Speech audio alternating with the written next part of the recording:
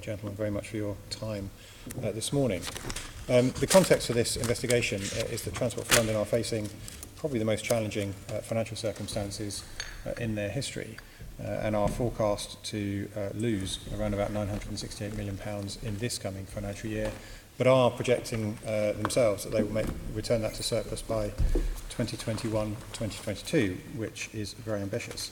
So the first question, I'll probably start with Simon, but if other guests want to chip in, is how confident you are in your ability to deliver the business plan and break even by 21-22? So over the course of the last 3 years, since the 2015 spending review, when government announced that it was reducing its direct funding of TfL from about 850 million to zero, and since the mayoral elections, we've known that we were going to have about £1 billion surplus in this financial year. £1 billion deficit in this financial year. And over the course of those 3 years, we've been planning to modernise our organisation and make it more efficient and more effective, and put in place the measures to turn that £1 billion deficit into a surplus by 2021-2022. Over the course of the last 2 years, we've successfully reduced our operating costs on a year-on-year basis, firstly by 153 million in 2015-16, and then again on a like-for-like basis last year, where we secured 398 million of savings, again embedded in the budget, and then a further 215 million of in-year savings. So we are at a place at the moment where we've got about 400 million of recurring savings that have already been secured, and we are confident that the plans are in place to secure the further savings required to turn that billion. That 400 million, you say it's already been secured. Is that taken off the 968 million that you're expecting to lose this year then? Or is that in addition? If you hadn't made that 400, it would be a 1.3 billion pound deficit. So we've already banked those savings into the budget that's here this year, but it carries forward in future years. Over the course of the last 2 years, what the measures that we've put in place start to realise savings in part in future years. So the cost of delivering such a large modernisation programme is largely borne in the first 2 years of a big modernisation. So just to clarify the point I just asked then, the 400 billion that you said, 400 million that you said you've banked, that is not included in the 968 million that you're forecasting to be in deficit at the end of this year? It is included. So is that deficit actually 500 million then? Sorry? So is the deficit 500 million? No, the deficit is 968 million. It would be 1.3 billion million. if you hadn't made those 400 million savings. It would be larger than that if we had not made those savings. Fine, that's fine. So, because what I was trying to get to is that the gap you have to close is 968 million, so everything is on top of the 400 million pounds that you, as you say, have already banked. Okay, fine. Sorry, I interrupted you, Simon, carry on. So the process of putting together a business plan and then turning it into an annual budget sees us go through a rigorous process of challenge with the Mayor and the TfL board, and we have completely granular plans in place to deliver the savings budgeted for 2018-19, and we have the high-level plans for the savings that we are working on to deliver the further savings in future years, and that is what you would expect when you set out on a 5-year plan, that in each year the budget is the core promise for the following year, where you would expect the level of confidence over the savings to be extremely high, and that the work continues from there on if you are targeting recurring savings such that it will deliver the business plan over the 5-year period. Okay, so the original question was how confident you are. So how confident are you?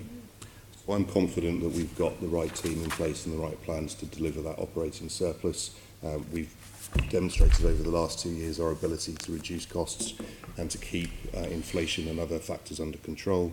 And I am confident that we've also, in the course of last year's business plan, taken a much more cautious view about our income and the other elements of our business plan going forward, such that we now understand that when we put business plans and budgets together, it is highly likely that our income, which is driven largely by external factors, may vary by 2 to 3% every year, and we have to actually allow for that in building our business plans. Okay, so the short answer to the question is that you are confident you will deliver the surplus by 21-22?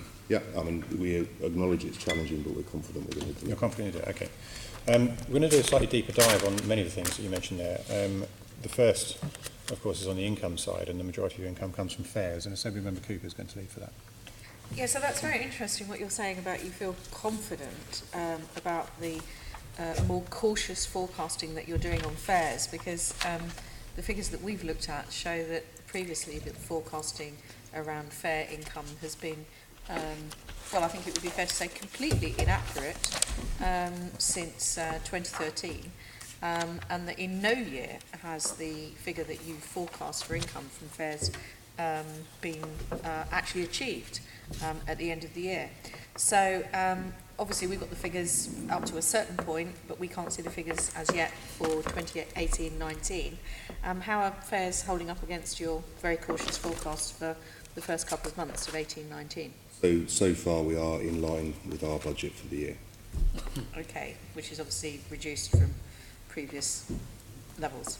As I said in my previous response, as we've shown on pages 18 and 19 of our budget document, the factors that underpin our fares, the forecasts for those from the official institutions that make those forecasts vary by as much as 2 to 3%. So the difference we have to take into account going forward is the numbers that we publish in the tables. Our expectation is that we will have to, potentially adjust to the outcome being 2 to 3% different from the number that's projected, and that's just in the nature of the underlying economic forecast that we use.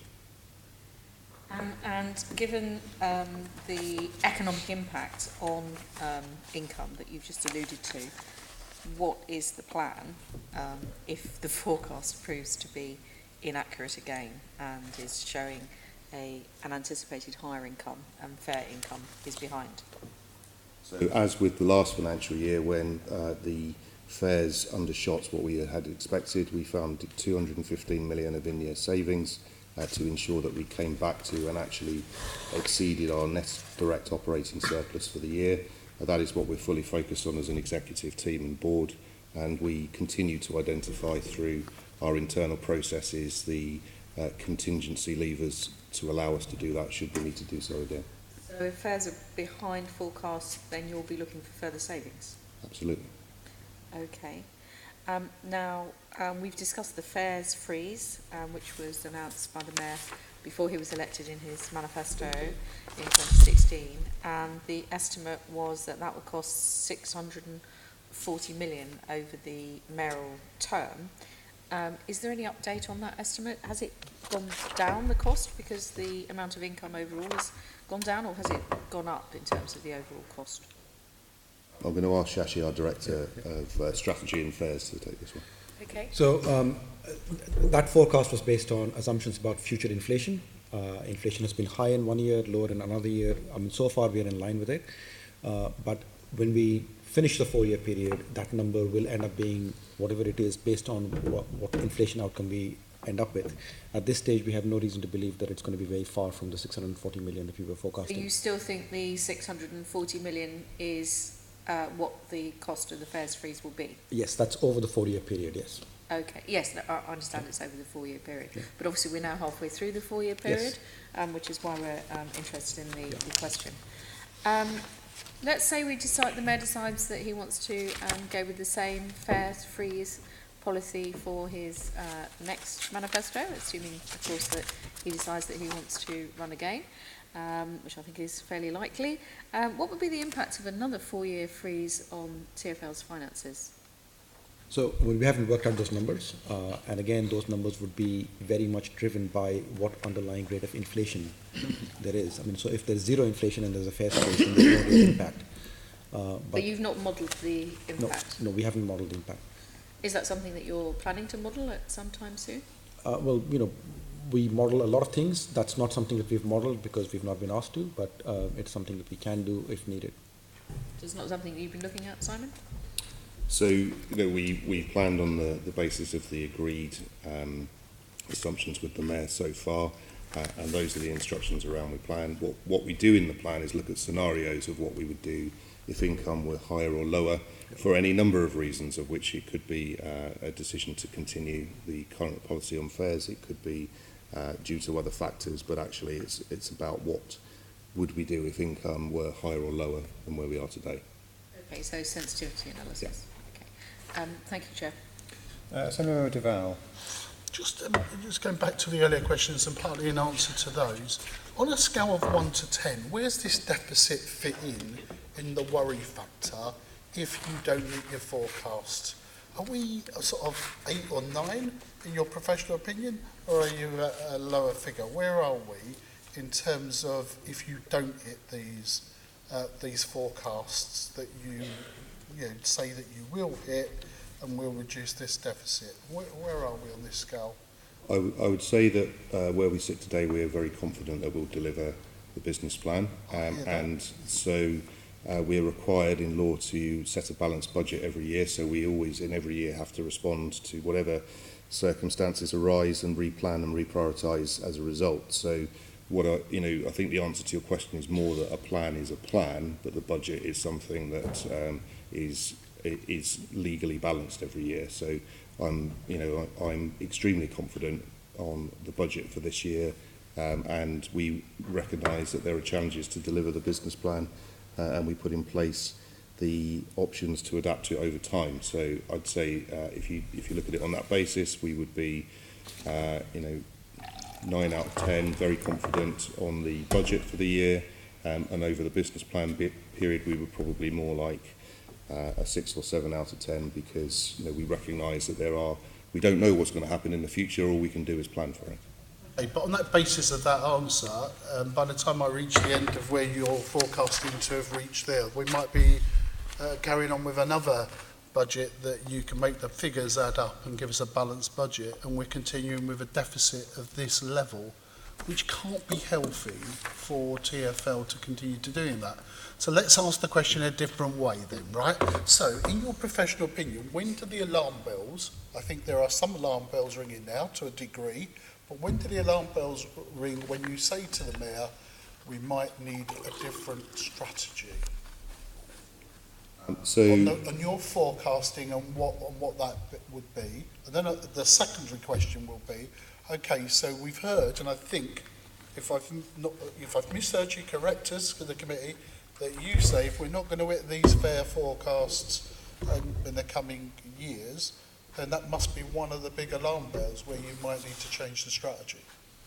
So certainly in the context of last year, we had to examine with the Mayor and the TfL board the reduction in passenger numbers and the impact that would have. We did, as we've explained, rebase our forecast for the entire 5-year period, and we did therefore make some decisions about how we would prioritise the 2017 business plan compared to the previous one the year before. So the £1 billion deficit we've known about for a number of years is nothing new. We have demonstrated every year that we are delivering the level of savings and more that we said we would. I think that we maintain that we should be judged on our delivery, and also we will continue to deliver on our budget for this year and continue to monitor the scenarios for the business, for this year's iteration of the business plan.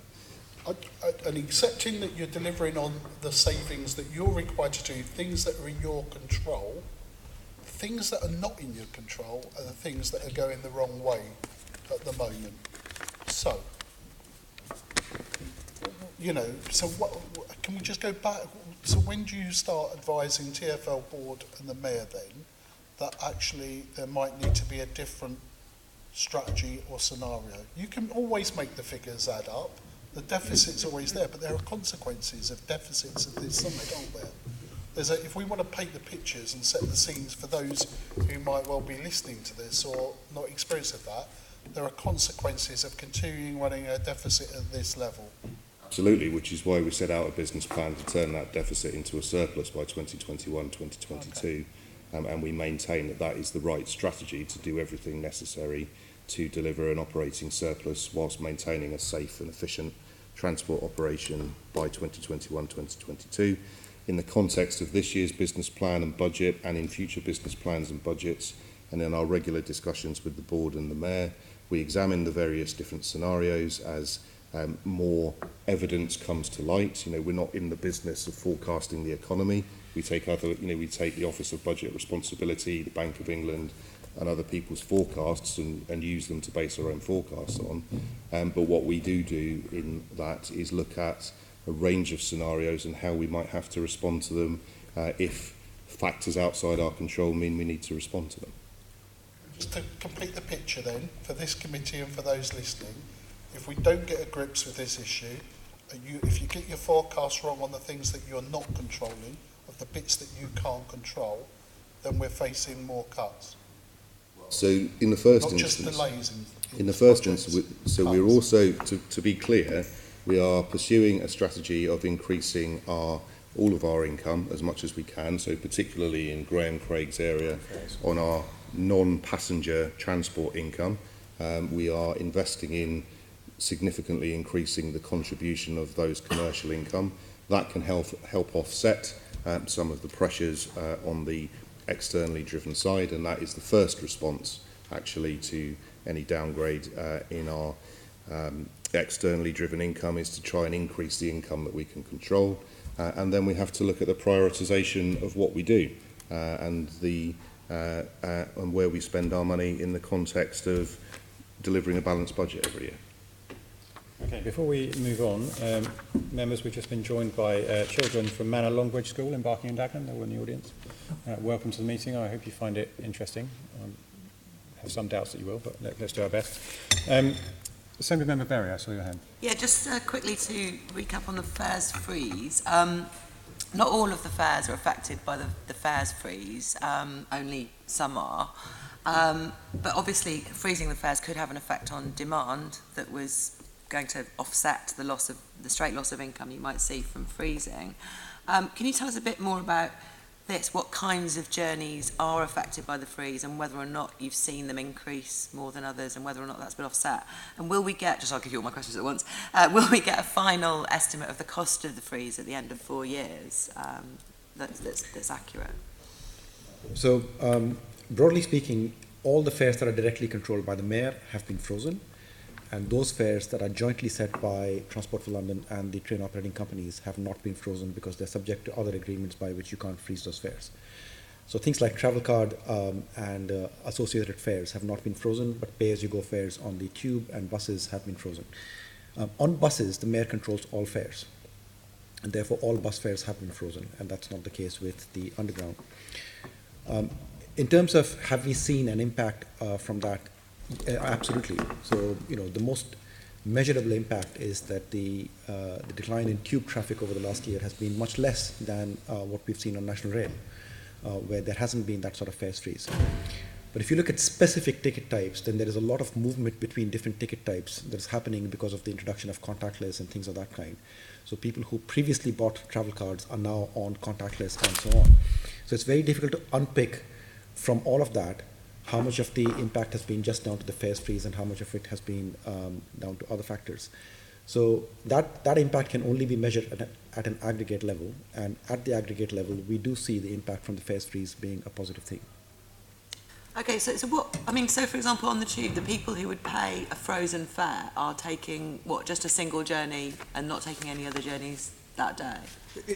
Again, at that level, it's impossible to figure out what individuals are doing and differentiate that from all the other things that are happening on the system. That's why we can only study this at an aggregate level. And at an aggregate level, the decline in demand that we have seen on the Underground is much lower than the decline that has been seen on National Rail, where there hasn't been a similar fares freeze. But that wasn't my question. My question was what fares are frozen? Yeah. So it's single journeys on the tube. So all pay-as-you-go fares, single fares on the tube are frozen, as they are on buses, but travel card fares are not frozen. Caps are not frozen. Caps are in line with travel card fares, and therefore they're not frozen. Yeah. So if you took, how many journeys would you have to take to not be frozen?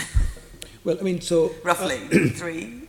So the third journey is typically frozen, unless you're not coming to Zone 1, in which case you may need to make many more journeys before you reach a fares cap.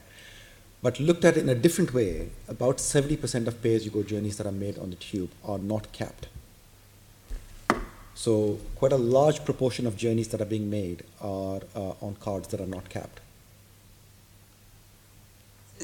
You're saying that 70% of tube journeys are affected by the freeze? Yes. That's really useful to know. Thank you. And my final question was, will we get a final assessment of the cost of the freeze? At the end of the 4 years. So again, So because you're it's driven by providing that. inflation, Yeah. which is not under anyone's control, the final cost will be dependent upon what inflation outcome we see. Thank you. Just tidying up this section, Simon, you said that your fares forecast, you're now assuming it could be out by possibly 2 to 3%. On the basis of previous experience, you're more pessimistic in your forecast this year than the last two. If you are right, if it's out by 2 to 3% on what you're currently forecasting, will you still be receiving more fares income than you did last year?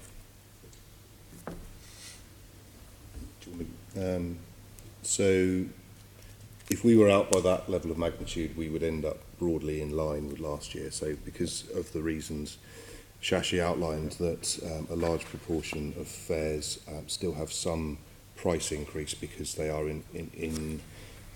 enshrined in the travel card agreements with the train operating companies and national government. There is some level of increase in income because of that, and that would be, as it was this year. If we saw a 2% decline, we would see ourselves broadly flat year on year. Not a 2% decline, but a 2% if you're 2% out on your forecast. So not going backwards by 2%, because I'm assuming, because I think every year in your 5-year business plan, you're assuming more passengers than the year before, which would indicate more income. So if you're out by 2 to 3% on your forecast, I'm interested in the income impact of that, whether that will be more than, say, last year. So, I will answer that question, but before I do that, can I just correct one point here, which is that it is true that in the last few years we've seen our income being lower than forecast, but that's not been the long-term trend, and we have had periods when our income has been much higher than forecast as well. And if you look at the period between 2002 and 2008, that is exactly what we were seeing. And it's therefore important to understand, exactly what process we follow. So we have a well-established methodology for... Can I just ask you to pause there, because the members are aware of your methodology, because obviously we had that briefing where you explained it. Yep. That's not the issue in point, really. And the difference, because I accept what you say, that there are peaks and troughs in terms of fares income, and sometimes you exceed, sometimes you're lower. The trend at the moment, or over the last sort of 4 to 5 years, is to be lower. And the context of that is that you've lost the operating support grant from central government. So you have very little fat left. And Simon said that if you were out on your fares income, then you would have to make more savings in response to questions from Assemblymember Duval. There is a limit to how much of that you can do, I would have thought. So that means getting your forecast accurate is now more crucial than it has ever been in TfL's history. So that's why we're interested, that's why we're pursuing this point. So there's no mechanism by which this forecast can ever be accurate, and I think internally we all understand that there is a range of outcomes possible on the forecast depending upon how the economy performs going forward. The big change that we made last year is that rather than taking a mid-level case, which is what we used to do, so we take sort of mid-level forecast from GLA Economics and other people, we changed that to a worst-case forecast. And as Simon said, that worst-case forecast is exactly where we are right now. And over the last 2 months of this financial year, we are just about at the forecast level. So it just means that the economy is not doing as well as the mid-level forecast from 6 to 12 months ago. It's performing lower than that, but our cautious approach to fares forecasting has meant that we are not losing income compared to our forecast right now. Which is good news, clearly. But the caveat for that, of course, is that we're only 2 years into the 2 months into the financial year. And where I'm trying to get to is an understanding that if your forecast is incorrect by 2-3%, which is the figure that Simon gave, the impact that will have, because you make assumptions based on the amount of income that you have in terms of spending and other projects, and we're going to get into some of that a bit later in the meeting. If your fares forecast is out, what impact that will have on the future decision-making that Transport for London makes, that's crucial, really, and that's one of the things that we're trying to get to the bottom of, because to turn around a £1 billion deficit to a surplus or break even within 3 years is very ambitious indeed. But given that 72% of your income comes from fares, it is absolutely crucial that you are achieving your fares income at the highest level possible. If you're not, then that turnaround is either going to be delayed or it's not going to happen at all, which of course has further knock-on consequences, and that's what we're trying to get to. Given that passenger numbers have been falling year on year for the last 2 to 3 years, why are you so confident that they will rise every single year for the next 5? If you look at the fares forecast, so 4.7 billion pounds last year, 6.2 billion by 2022-2023. The bulk of that is the Elizabeth line. And if you look at the Elizabeth line itself, a large chunk of the revenue, nearly 70% of Elizabeth line revenue, is just transfers from existing National Rail Services or Tube into the Elizabeth line, and that's already been, the transfer from the Tube into the Elizabeth line is already in our accounts. The remaining about quarter of the Elizabeth line revenue is generated revenue. And that's the one where there has been a lot of focus on whether that's accurate or not. Now, we follow established methodologies for estimating the revenue that would come from a new line. And these methodologies have been developed over a very long period of time and have been used on previous things such as the Overground and the East London line, and before that the Jubilee line extension and so on. But there are not that many opportunities to test whether these models are correct or not, because that kind of major intervention is only made very occasionally. But the experience from all of those interventions has gone into the estimation for the Elizabeth line. So again, it's a forecast. The actual numbers can be higher or lower than what we're forecasting, but it's a very conservative estimate of what we expect from the Elizabeth line. That analysis has also been externally tested and validated by other people, who have found the methodology and the modeling to be robust. But I think we all acknowledge internally that it is a modeling outcome, and that in any modeling outcome, even if you're conservative, the worst case outcome can always be worse than what you're assuming. And that's why I think Simon has been saying that we will react if we see any trends in our revenue that are not according to our forecast. That's what we're here to do, and that's what we will do. Okay. I think the concern the committee has, though, is the amount of room you have to react, because there's only so much cutting you can do to your operating organisation to counteract failure to achieve fares revenue. We've just touched on the Elizabeth line, and that is actually the subject of our next section, which I'm going to throw over to Assemblymember Pidgey. I'd want to just get a bit more into some of the demand forecasting, perhaps with you first, Shashi, and then I'll bring Simon in. Because we know from a briefing we've had previously from you and other information that passenger travel is changing, and all your sort of historic models that have used and calculations, in some ways you could say, are outdated now, as people are making fewer trips, and some of that is around leisure and shopping from your briefing, but people are choosing to live their lives differently, and so that will have a huge impact on your modelling. So what I wanted to understand is, in the work that you're doing, and I'm sure this is your everyday work, is there a long-term trend in declining trips? And therefore, what are you doing in your modelling to reflect that, to make sure it's accurate and that you haven't got this sudden problem that our chair's been referring to? The observed data is very clear that there has been a decline in trip rates over the last 10 years. But it's also important to unpack where this decline in trip rates is coming from. And some of the received wisdom on this is right, some of it is not right, and some of it is unprovable at this stage. So in terms of commuting behavior, we saw a change in commuting trip rates around the financial crisis 10 years ago. But there has been no change since then. And in fact, commuting trip rates have held constant. And the direct reflection of that is in the growth that we still see in peak demand on the underground. By comparison, trip rates on leisure and shopping and activities of that kind have been declining for about the last 4 or 5 years. And the question is whether that's down to people living their lives differently, or whether that's down to the fact that there has been a wage squeeze of unprecedented proportions going on in the UK economy. And this is the bit that's unprovable. So what we don't know, and what no one knows, is if wages were to start rising again, will that mean that leisure and shopping will carry on declining, or whether it'll start increasing? Now, some of it is structural change. So, for example, online shopping is having an impact, and will probably carry on having an impact even if the wages were to start growing. But the fact that people are not going out to attractions or to museums or to shopping or to restaurants and so on may not be permanent. And that may be a reflection of just the fact that incomes have been squeezed.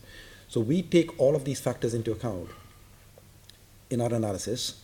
And we take a cautious but prudent view of how to project these things forward. But as I say, some of these are unknowable right now because the effect of the wage squeeze compared to structural change in the way people live their lives is indistinguishable right now. I understand the issue around the state of the economy, but I think some of the information you've given us before, when you look at the amount of time people spend, they're still spending the same amount of time shopping. They're just choosing to do it, sitting on their sofa at home on their iPad or whatever, rather than out making a trip. And it's, what are you doing to look at that changing behaviour? And I think you'd said before that you were going to consider developing your own periodic time use survey to complement the surveys you currently use, and you were going to explore different scenarios and assumptions that you could use in your modelling forecasts. So, our revenue forecasting methodology, including all of those things that you've just mentioned, is constantly under review. And in fact, we've done quite a bit of extensive analysis over the last year because our forecasts have fallen short of, our actual numbers have fallen short of forecast. And our conclusion from that is that if you separate these things out, there are economic factors and there are structural change factors. The fact that economic factors have ended up lower than forecasts from independent agencies explains the bulk of the difference that we've seen in the demand on both tube and buses. And that leaves no room for structural factors. Now, of course, there are structural changes happening, including things like online shopping, but it is not having a big measurable impact in travel demand separately from the economic factors.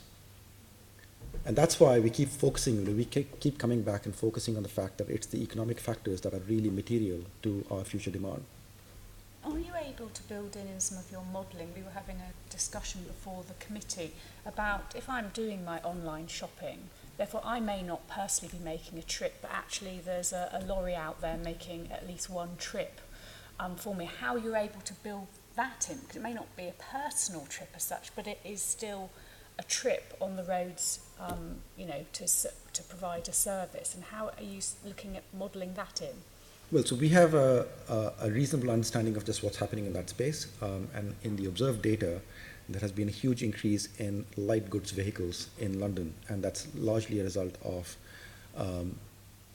online shopping, but also other things of that kind that are going on in terms of live deliveries. So we take this into account in our forecast, not just on what's happening on public transport, but also what's happening on the road network in the future. You are looking at how you build that in. That's helpful. And Simon, so what's the financial response to this very uncertain time and with declining trip rates? So as Shashi said, the decline that we've observed has mostly been in discretionary travel and off-peak travel. That's what came through last year. The response was that we rebased our forecast significantly last year, and on a periodic, so on a weekly basis, the Commissioner and myself and Shashi and the Managing Directors of the major transport divisions monitor our trip rates and passenger journeys and income. On a 4-weekly basis, we monitor our overall performance, and quarterly at the board, we go into a deep dive on our total performance with the entire TfL board. We reforecast substantially every quarter, and we continuously keep everything under review and under intense scrutiny, so we can make decisions based upon the information we have in front of us.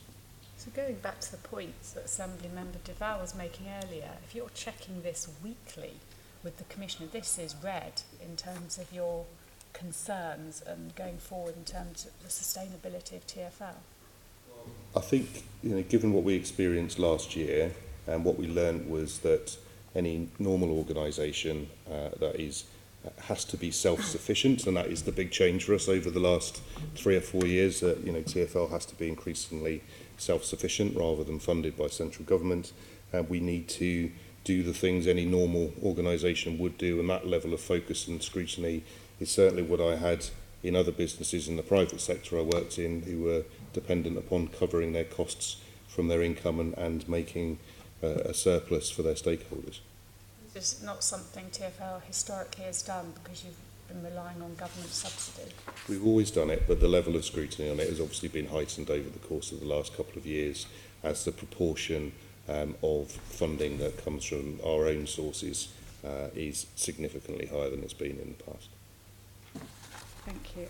Let me move on to the Elizabeth line. You've already started touching on it, that this is a huge new project, still at risk. It's the final stages, but it's technically very challenging going forward. But you're budgeting 151 million of fare revenue for this financial year, and it's only going to open in December. So will the Elizabeth line launch on time, and what would be the threat to your budget if it doesn't? To start with, the 151 million includes the services we're already running. So we took over the West Anglia services a number of years ago. We've started now running the services from Heathrow to Hayes and Harlington and on to and to Paddington. So those are mainline services we've already taken over. That income is reflected in the 151 million. We are still confident that the Central Tunnel section will open in December 2019.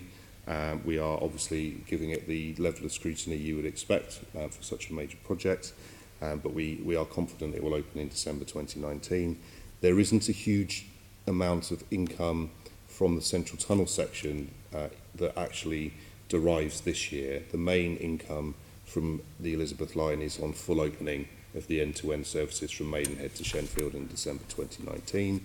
In fact, in this financial year, the main impact is we are expecting some abstraction from our existing tube lines, such as the Central line and the Piccadilly line, and that has been fully built into the forecast for the London Underground.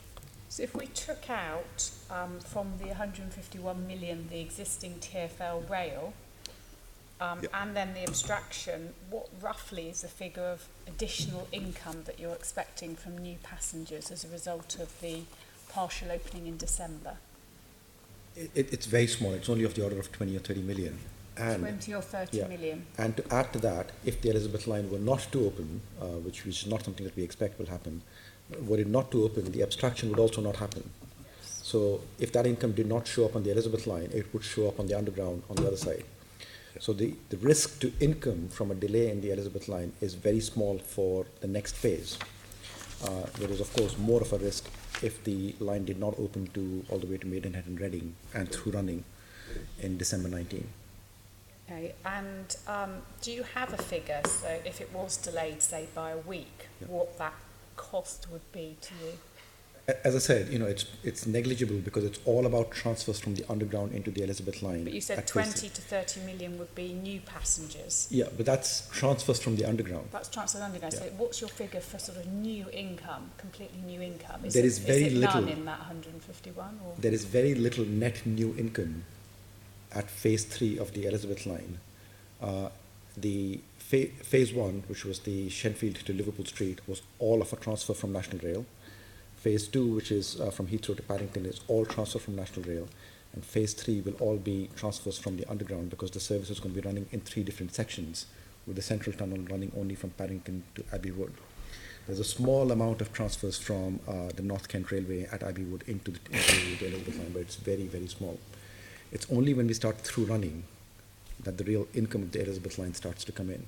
Okay, so you don't, so even in the next financial year, from April till December, where you're effectively running it in 3 parts, you're saying you're not expecting any additional income. Or perhaps you can write to us with some of that detail, because you're obviously predicting some in there. We'd be happy to do perhaps so. clarify that. I think that would be useful.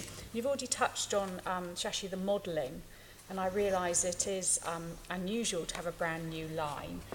You said you'd use established methodologies for new lines, and it's been tested and validated by others. Perhaps you could tell us who has tested and validated it, and perhaps you could give us some more information on what impact, say, a 1% error might make on the budget. So the modelling that's done for the Elizabeth line, and has been done for a very long time, the highest level modelling is called LTS, London Transport Studies. That's a very strategic model that's used for planning and has been in use since the early 1980s and has been developed throughout. So back in the days when I was working on Crossrail, we benchmarked the LTS model back then with the results of the Jubilee line extension, which was the biggest intervention that had been made since the LTS model came in. And subsequently, we've benchmarked it against other things that have happened, including the London Overground and the East London Line extension. In addition to that, so that's a high-level strategic model. There are other strategic models like rail plan, which then take the outputs from LTS and assign traffic to each railway line that's being put into the system. So the models are run with or without the Elizabeth line, and you see the impact that the Elizabeth line can have in both generating but also transferring demand. So that's kind of the planning model that's run. That has been benchmarked not just by us but by external consultancies. So MVA have been very active in MVA.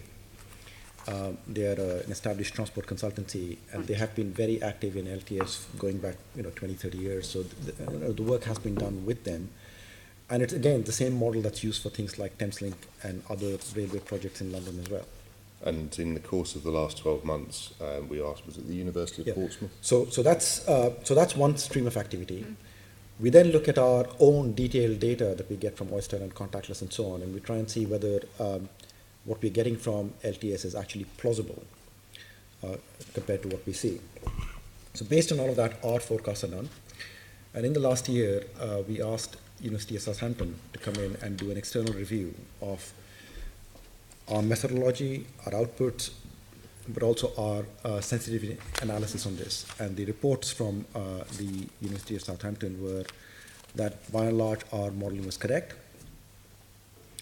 Not surprisingly, the biggest factor in the long-term forecast of the Elizabeth line, as it is with the tube, are things like inflation and the economy and factors of that kind. In terms of the sort of take-up that we are predicting for the Elizabeth line, there was no concern being expressed by the external parties. Okay. But if it turned out there was an error, what impact would a 1% error make? Again, you have to separate these things out into transfers from the National Rail and Underground, where a 1% difference can happen. Of course, that's down to the economy. About a quarter, maybe about 30% of the Elizabeth line revenue is new revenue. So a quarter to about 25 to 30% is new revenue. 25 to 30% is going to be new revenue. If you look at the sort of run rate on the Elizabeth line, which is of the order of 800 to 900 million, once it is fully functional and full, which is in about 4 to 5 years' time. So only about a third of that, so about 300 million or so, is new revenue where there would be a risk, and 1% of that would be 3 million. Okay, and that new, those new passengers, where are they coming from? Is it that you're poaching them from whatever rail company it is running in from Reading and Maidenhead and some of the Kent lines? Or is it actually new people deciding, actually, I'm getting out of my car to make that journey because it's going to be so fast? Again, we have to go back and look at the experience of previous transport interventions, including the Jubilee line, which is probably the most pertinent one here. Some of it is directly transfers from other tube lines on National Rail, and that's already taken into account because our modelling shows that. But a lot of it is down to people changing their behavior. And that's behavior in terms of getting out of their cars and into the Elizabeth line, but also choices about where people live and where they work. And that is what the railway enables, and that's the whole purpose of the Elizabeth line, and that's what we would expect to happen. So, for example, with the Jubilee line, this entire area got developed on the back of the Jubilee line. Did not exist before, and a lot of the journeys that are being made on the Jubilee line were generated by buildings like this one and Canary Wharf and so on being built. And there is already a lot of development happening along the Crossrail corridor, not just in office space, but also retail space and housing, which is what will fill the Elizabeth line once it opens. So part of the original business case for the Elizabeth line was to bring a further 1 million people within an hour's journey time of the central business district in London. So, the expectation is, as Shashi said, that people will change the choices they make and will choose to use that reduced journey time to work or enjoy London's attractions. What would be helpful, I think, is when you supply us a bit more of how you have calculated your numbers around the Elizabeth line, whether you could also put in that your predictions of people switching from other modes and so on, so we can understand that. and maybe also whether we might be able to see what, you know, this clean bill of health effectively the University of Southampton has given you for your modelling. Thank you. Okay, we're going to move on and look at your longer term fares projections and assumptions, and Assemblymember Hall is leading that. Thank you. Well, may I start with that question? What do you think, if I could ask you, Shashi, what are the longer term visions for the fares revenue? Shall I start with that one? So in the context of a business plan that goes beyond the current mayoral term, our current planning assumption is that is consistent with the national policy on fares for the period beyond the current mayoral term. And that is because as an organisation, we can't predict what might happen in the future, and therefore we are using the national rail fares assumption beyond the current mayoral term as our base planning assumption. When we look at the trend towards cycling and walking, I mean, there'll be an extra 134 million journeys made by bicycle, which is an increase of 45%. What sort of impact will that continued trend towards those two modes have on fares revenue? So we believe that the walking and cycling and public transport are complementary to each other, and in fact what the investment in cycling does is help to deliver the mode shift away from private vehicle usage and onto walking, cycling and public transport, where the majority of people doing such activities are completing a first or last mile of a public transport journey. It might stretch further than that, and if it does, it may take people off the other modes, i.e. damage an income stream. What work has been done to look into that? But the modelling we do is looking at the total journeys within London, so public transport, walking and cycling and private motor vehicle journeys, and our strategy, the Mayor's transport strategy, is to use public transport, walking and cycling to attract people out of car use. So, our strategy is all about gaining market share from private vehicle use as a whole, rather than concerning ourselves overly with whether walking or cycling is taking revenue from public transport. Do you accept that cycling is taking people away from public transport? Well, yes. So some people who are cycling today, they were clearly doing something else before, and some of them may have been using public transport. But the whole purpose of this integrated strategy is to attract people out of private motor vehicles into public transport and walking and cycling. So any space, as we know from past experience, any space that's made open on the tube network, for example, at peak times, is taken up by someone else. The tube is the fullest it has ever been during peak times. And any journey that's taken away from the tube into walking or cycling will be taken up by someone else. It's also worth keeping in mind that against 134 million cycling trips, there are 4.3 billion public transport trips. So while there has been a big increase in cycling, and that's partly driven by policy choices that we've made, compared to the vast number of people using the public transport network, it is still quite small. So you're saying if people decide to cycle in, it's fine that somebody else will take up their position, yes. Which I don't quite get that, and therefore the revenue won't change? So the overall strategy looks at the total demand for the movement of goods and people in London, and the interventions and investment we can make in increasing capacity on public transport are limited, and so walking and cycling is part of a holistic strategy to cope with the projected increase in population and demand for transport in London as part of an overall intervention to have more people using those methods that are more sustainable than private motor vehicle usage. I mean, at the moment, we're just looking at the financial aspects of this, not the health benefits or anything else.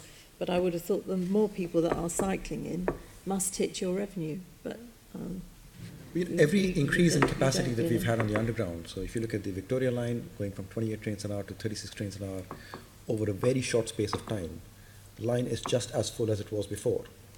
The Jubilee line has had an even bigger capacity increase, and the line is just as full as it was before. And what that shows is that there is, central London is a very attractive place, and people are willing to go through a degree of pain to get to work in the morning and willing to endure a bit of crowding. You don't find this everywhere, but in London, people are willing to endure crowding to get to work, and if a space opens up on the tube, somebody else is willing to endure that crowding. I hear what you say. There's this assumption of increased business and population. For how long are you going to project that? I mean, there will be a saturation point. It is ghastly getting on the underground, granted, but I wouldn't think, well, I won't today because some cyclists are going to go on the train instead of me, so I won't. I mean, we just all plough on there. I mean, how long are you going to predict that there's going to be an increase? So the London plan predicts that there's going to be an increase, and we base our transport strategy off that. There is a clear global trend of more people gravitating to urban centres, and London's population in the London plan and the Mayor's transport strategy is expected to increase from about 8.5 million people today to about 10.5 million by 2040. So, the expectation is still that London's population will continue to increase over time. Okay, how are you modelling for new forms of transport like the on-demand buses to affect revenue? So I'm going to ask Patrick Doig, the Finance Director of Surface Transport, to pick up that one. So at the moment, the on-demand bus services that we've seen enter into London have had a very, very small effect. We wouldn't be able to notice it in our figures. And although the framework that we've got to work with those operators wasn't designed for on-demand transport, it provides a mechanism for working with them and ensuring those services are in places where we need an extra capacity.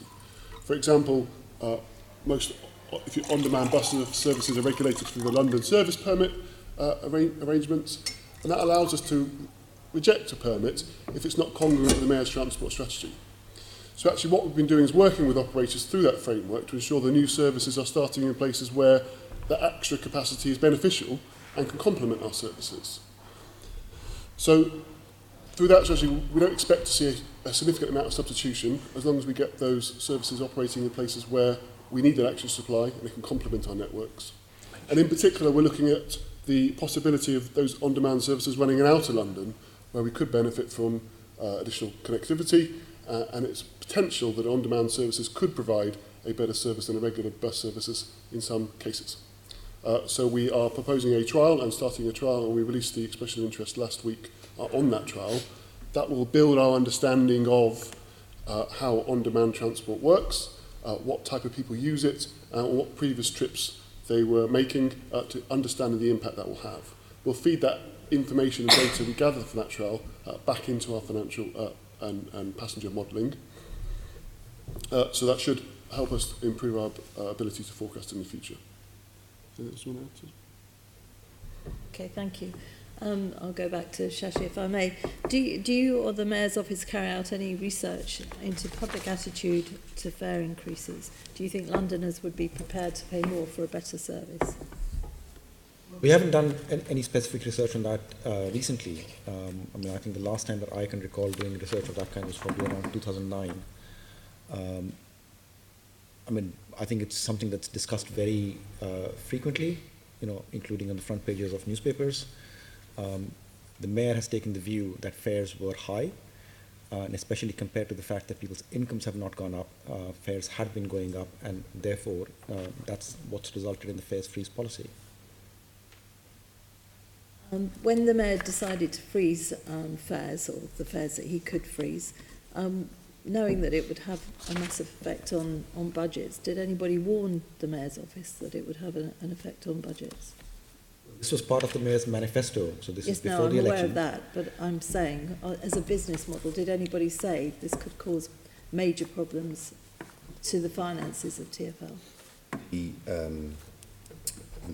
fares policy and the amount of business rates that the Mayor now has devolved to him to fund TfL mean that whoever is the Mayor has a choice about the level of outcome and service levels and investment levels that they can afford to have based upon a fares policy, passenger numbers and the amount of business rates available. So of course the Mayor challenged TfL to become more effective and more efficient, and we've demonstrated that we are working very hard to do that over the last few years to enable the fares policy to not have such a big impact. But we firmly believe, actually, given what we've seen over the last couple of years compared to the National Rail Network and the impacts on people's discretionary income, that the fares freeze has helped underpin our revenues from being, so they're not lower than they would be had we risen fares in line with the National Rail Fare Policy. I think it's caused problems with investment.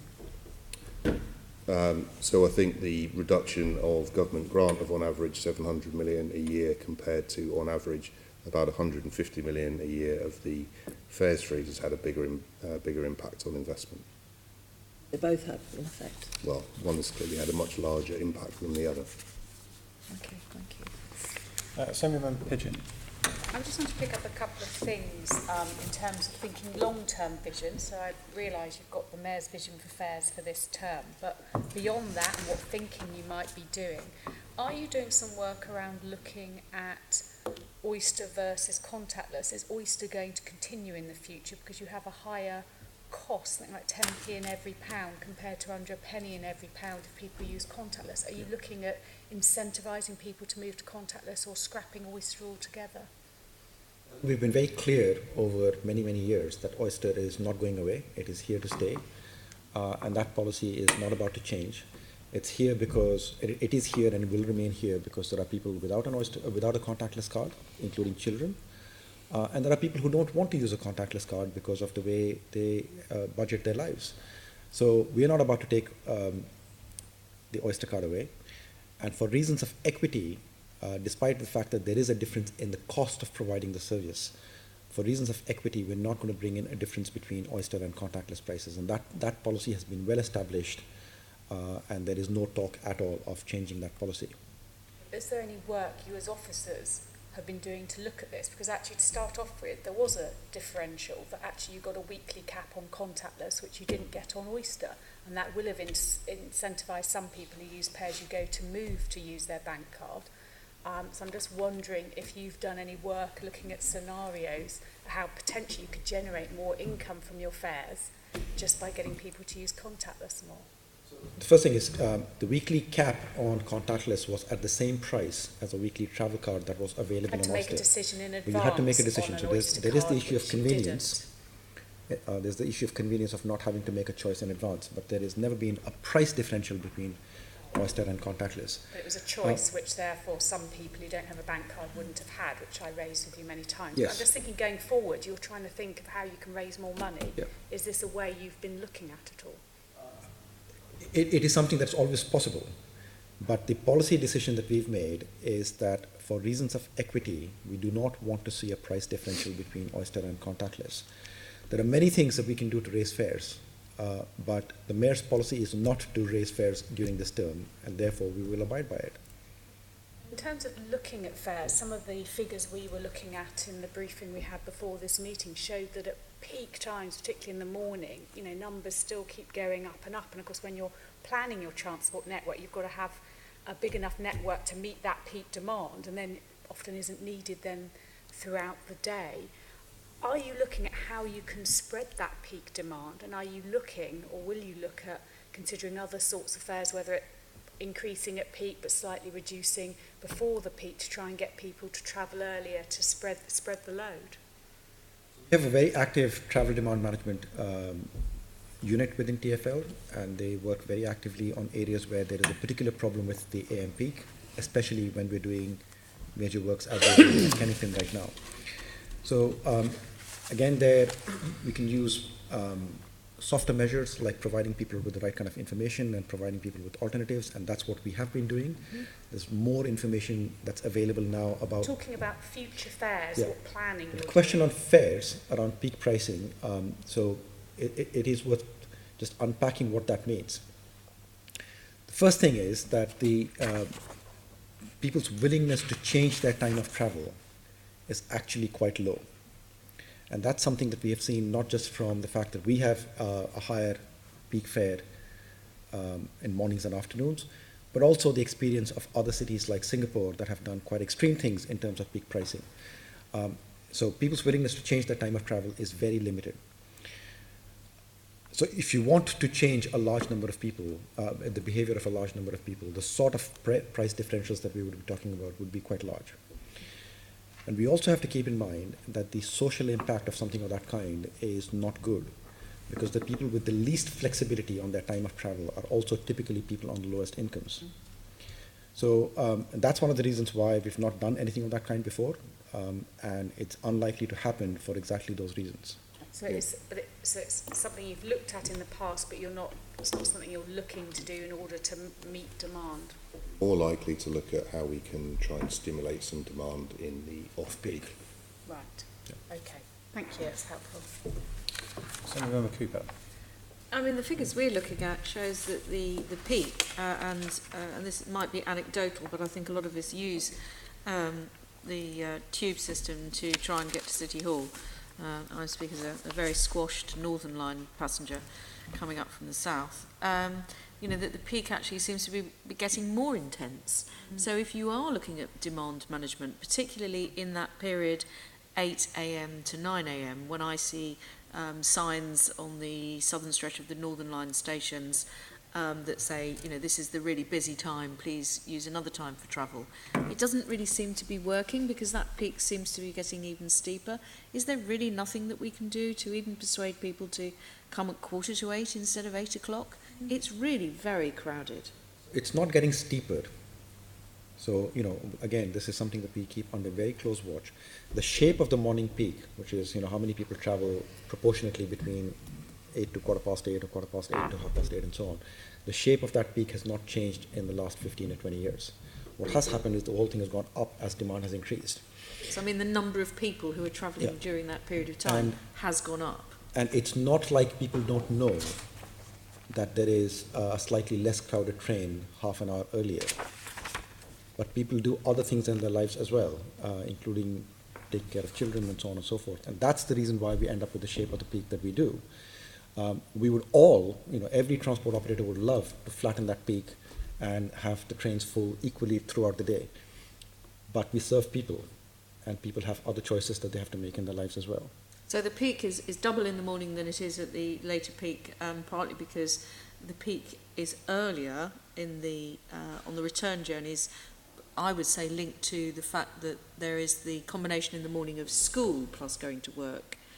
So if there was more variability in terms of the time when people could drop their children at school, do you think that's had an impact in making this peak more steep? Because there was a period when more schools perhaps were allowing people to drop their children off a bit earlier. Could that have had an impact? So we see the impact of school travel much more on buses than we see on the tube. There are very few school children on the tube. It's the fact that the parents' lives are partly determined by, you know, children going out to school and so on. The evening peak on the tube is not half the size of the morning peak. It is lower, smaller than the morning peak, but not by that much. Sorry, lower, but not necessarily. And clearly, anything that would enable people to live their lives a bit more flexibly would be good, and it would create less of this peak in demand for the transport system. And those things have happened in the past. The biggest impact that's happened, you know, 50 years ago was when people stopped clocking into work. And that simple fact, you know, which of course took 15 years to kind of spread through the entire economy, allowed the peak to spread in the morning. But nothing of that scale is happening right now. And you know, if employers were to be a bit more flexible and schools were to be more flexible about opening times, that would be a good thing. Thank you, Chair. Okay, we're going to move on and talk about roads now, which I think a number of members will want to contribute on, but Assembly Member Berry is leading that. Okay, thank you. Yeah, my questions are for Patrick on this, and obviously I want to talk about roads and congestion and all of that, but I'll try and stick to what affects TfL's budget. And we've been talking about fares and how we're not getting enough income, net income from fares, but actually roads making a net loss for us. They cost us money every year. I think I'm looking at the draft results from the last financial year. It seems like the net loss from roads is £411 million. Is that roughly what we end up spending on? And that's the revenue, and then we've also got capital expenditure on top of that. Is that right? Are roads costing us money? And where are we getting any income from to cover that? It's certainly true that roads are costing us money on a net basis. So our income sources for the road network are relatively limited. They are the congestion charge and the other enforcement income streams we have, either enforcing the congestion charge or enforcing road network compliance, parking in a yellow box on a red route. And then obviously our costs in terms of operating, maintaining and policing and making the network safe are significantly higher than that. So actually over the course of the business plan, broadly on average our operating costs exceed that income by about £200 million in each year. And then on top of that we have the cost of renewing the network, which at a steady run rate would be about £100 to £150 million per annum. So in total our business plan shows that total deficit, that total funding requirement to operate, maintain and renew our roads is between about £300 to £350 million a year. I think that's why it's so critical that we're making the case for funding for roads, because the government support grant was the primary mechanism that we used to fund roads, and now it's now been taken away. And so far our other access to government funding for roads, either through the devolution of vehicle excise duty or the other funding streams such as the Transforming City scheme or the Clean Air scheme, we've not been able to access. Where are you getting the money from to close that £350 million gap at the moment? So at the moment that deficit forms part of the overall TfL deficit, and as we move to break even overall by 2021-22, what we will see is the areas of TfL that make a surplus, primarily the Underground and the Elizabeth line, along with the business rates that the Mayor allows us to retain, will be funding that deficit on roads and along with the other parts of the public transport network that do make a deficit. Unless we can find some other way of getting money either from the government or through other ways of raising money from the roads, it'll be the fare payers who end up subsidising it rather than the government. Some business through business rates, yes. Okay, thank you very much. We've been discussing the VED issue, the vehicle excise duty issue, and how the government is it's starting to hypothecate that nationally for the first time in quite a while, creating a roads fund. Obviously quite a lot of Londoners are paying VED. We feel, and I think the Assembly does as well, we've written to the government about this, that London should be getting a share of that money to help close this gap that we have on the roads. But they've very firmly rebutted our suggestions.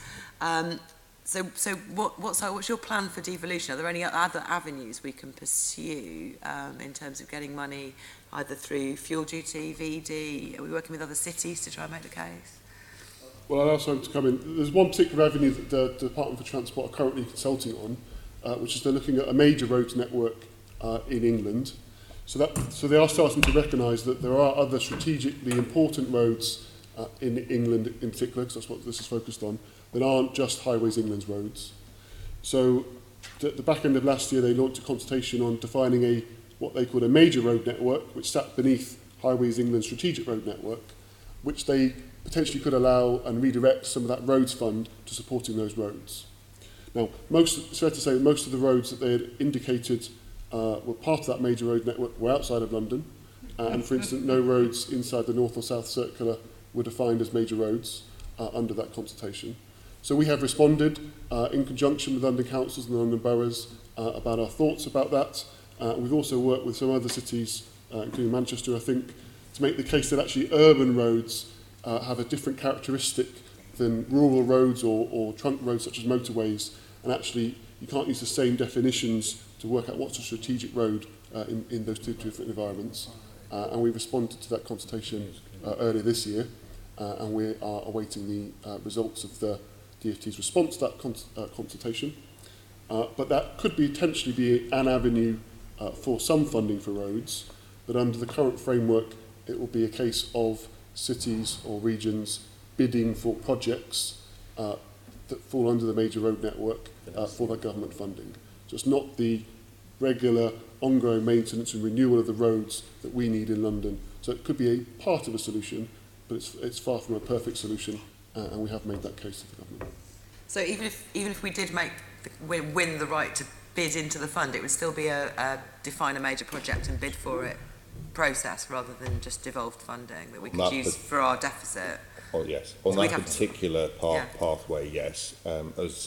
you know, there is likely to be a spending review next year, and we will be obviously, you know, making the case for funding in the context of that spending review.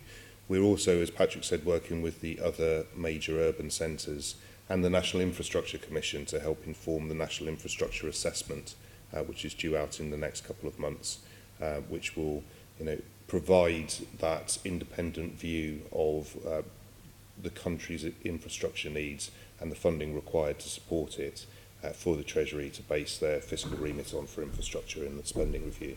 So we've been very actively involved with other cities and the Infrastructure Commission on that, and that does obviously include the part on roads as well as rail infrastructure. Thank you.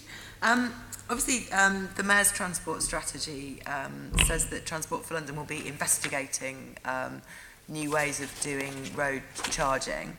At the moment, we receive from the congestion charge around about 300 million, just below that, each year. And that's a fairly static bit of income, isn't it? As far as I remember, the last time I looked at it, it was about the same. So It's been declining year on year. It's declining, yeah. So as a policy tool, the more successful it is, the less income we get from it. So it's been very successful in policy terms, and therefore is contributing less in terms of income to run, because it obviously wasn't designed as an income stream to support the road network. It was designed to reduce congestion and latterly improve air quality. And so we are expecting over the course of this business plan for the amount of money from the congestion charge to continue to reduce. But we have new streams such as ULEZ and the toxicity charge, which again are policy tools but will contribute some income to helping maintain the road network. obviously, the ULEZ, the wider there's different types. It's very complicated trying to explain the different ULEZs and what time they come in and all of that. Quite a lot of that's not coming in until 2020 and 2021. During this term, what other income do you expect to get from road-based charging then in total? ULEZ in the central area is being delivered in April 2019, and that will start to generate income from April 2019. There's nothing else committed apart from the order that the Mayor signed last week, which is ULEZ, what we call ULEZ Inner, which is between the North and South Circular roads, and that's due to come in September or October 2021. So there are two features with the ultra-low emission zone income. Firstly, it will decline over time because it's a tool to increase compliance. So it's not a sustainable ongoing income source in of itself. And secondly, that income, there is a net operating surplus that the scheme will generate under our current predictions. But that's actually funding the investment in the TfL fleet that we need to improve emissions, such as the cleaner buses and the other fleet improvements that we're making. So actually there's very little, if any, there to reinvest in the core roads, and it doesn't provide that long-term stream. Yeah, no, that makes perfect sense that you'd reinvest that in the right to do the thing you're trying to do. So therefore, the fairer road pricing seems to be the next thing to look at. We've had questions from some of the members here about issues about the cordon-based schemes that we have at the moment. The unfairness, for example, if you are just outside the new zone and you need to pop in just for one trip, one for a doctor's appointment, you pay the daily charge, and we have the same thing going on in the congestion charge zone. There's quite a lot of people calling for a more sophisticated distance-based charge or something like that, has been for quite a while. And obviously we've had this published, which is the ITP report that came, that Transport for London commissioned, looking at different options for reducing congestion, many of which would bring in income as well. So I just wanted to ask you about a couple of the recommendations in this and how far you are in taking those forwards. So in terms of a more distance-based, new technology-based road pricing model, how far on are you with developing that since this report came out? I'm going to ask Shashi in his strategy director role. Okay, sorry, I was looking at the, yeah.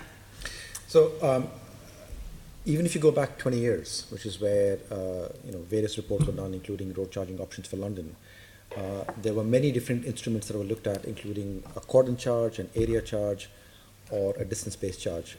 And congestion charge is not a cordon charge, it's an area charge. If you drive anywhere in that area, you pay, whereas a cordon charge would just be a charge for crossing the cordon. The reason that the area charge was chosen back then is that at that time, this is 2001, no one was confident that anything more sophisticated could be made to work. I think, now that we've seen 15 years of congestion charge working, we shouldn't forget that this was quite a difficult thing to deliver back then. But it was recognized even back then that this was a blunter instrument than people would like to have. So the ability to move from an area-based charge to something more sophisticated exists now. Things like GPS technology have advanced sufficiently where a different mechanism could be used. But as we all know, getting something of that kind to be accepted by the people is not an easy thing to do. So technologically, we are now confident that if were we required to do a distance-based charge, something that's based on distance, time of day, or congestion, or the area in which you're driving, could we make charging work on that basis? I think the answer to that is yes. And how quickly could that, I mean, you've written up these ideas and with a timetable now for TfL to look at. This is being considered as a number of options. Obviously, politically, it's incredibly sensitive, so there's no strong political support for it yet. But in terms of practical options, this is a written up proposal. So, as part of my strategy role and as part of my technology role, we are constantly reviewing, what is the art of the possible, not just on this, but on many other things. So there isn't a firm proposal on anything of this kind, but we do investigate all the time about what we can do with technology, not just on road charging, but also on signaling and various other things. So we know what the art of the possible is.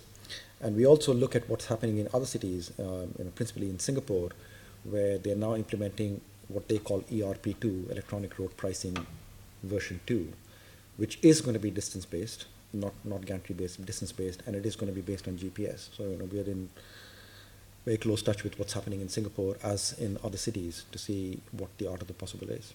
Are you going to publish anything for people who might be developing policies or thinking about the options for the future can look at and see where you're up to with this? I think if you want to know what is possible in terms of technology, then in addition to what we can tell you, it's just worth looking at what Singapore is doing, because this is how it would work in London, other implications to do with data protection. I mean, these are not the things to discuss during this meeting, but they are parts of the reasons why it's politically difficult, are things to do with data protection and things like that. This would be worth discussing in a London context and something that relates to London. And this report's really valuable in that it looks at the effects of congestion on London, the various different options there are for helping to reduce it, some of which are planning and are being done. But there's obviously still only a very short section on the options for road pricing, and it just seems like we're not any further on than we were 2 years ago at the mayor election in terms of what can be discussed in public about how it would work in London. We're not planning to publish anything right now, but what I can say is from a technology and data protection and all those perspectives, we can make this work. Okay, that's kind of what we were told at the plenary meeting, but it seems like we should. Well, I wonder if maybe we could get this discussed in a private briefing, like we have done with the commercial side of TfL. Again, we've not been able to discuss a lot of that in public because there are commercial sensitivities. With this one, there are obviously political sensitivities, but it might be useful to do that, to get a briefing from you in private. I think we can certainly talk about the technological aspects of it. What is possible rather than we're not going to seek to address the policy. Yes, but we do want to know something about it, and the implications. We're here with the budget committee here. The implications for how much it could raise, what a fair scheme would be, how all of those things might be worth discussing as soon as possible. And it seems like it's been like that for a number of years. Another question about another recommendation and another option that we have under current powers without any devolution is developing workplace parking levies. Now again, this is Nottingham have done this 6 years ago now, it turns out, looking at the dates. They've had that in place. No assessment of Nottingham's workplace parking levy comes to the conclusion that there's any real downside to this. What are we doing in terms of looking at that and trying to talk to the boroughs? I know some boroughs are looking at it on their own account now, so there must come a point where it's worth talking about having a scheme.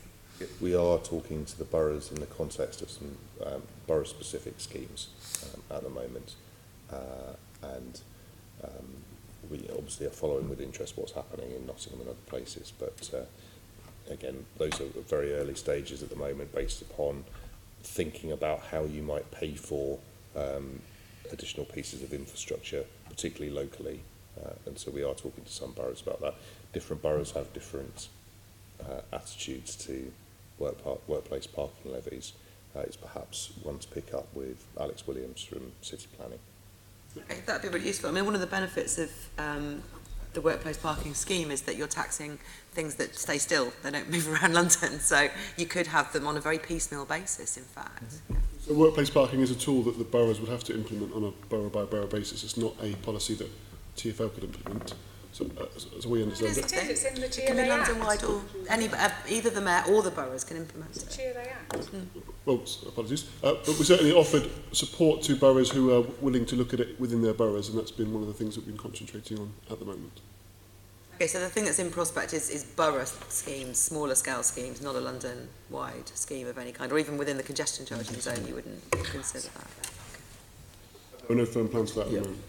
It's not something under active consideration from TfL, but as Simon says, there are boroughs that are looking at this, and we are in discussions with them. Okay, from a budget committee point of view then, it's not something that we would be considering, because any income, if it's done on a borough level, will go to the borough, presumably. Yeah. Or would it? See, that's the point, isn't it? I don't understand that last intervention, because it was always clear in the Act of the workplace levies, if you're in a financial crisis, then you've got to consider all options. Are you saying that if there are local car park levying, then that money would go back into the boroughs and not to TfL? Is that some policy decision? That's our understanding, but we'll certainly take it away and come back to you with a If we can sweep that up in the The letter. implication seems to be that it might also subsidise Someone to follow up. schemes within boroughs that That's what I'd TfL is heard, paying yes. for. Okay. A number of members are showing their hands. Member Berry, are you finished with your question? I think we can go back to the bus question at the end if everyone wants to come Yeah. in now. Just on parking. Right, okay, so Member Cooper, then Member Deval. So not all parking is provided by specific workplace locations. There are big private operators who have very sophisticated monitoring about who goes in and out of their car parks. I've spoken to, for example, APCOA. You've got all the car parks at Heathrow Airport, for example, and APCOA also operate in various different boroughs across London.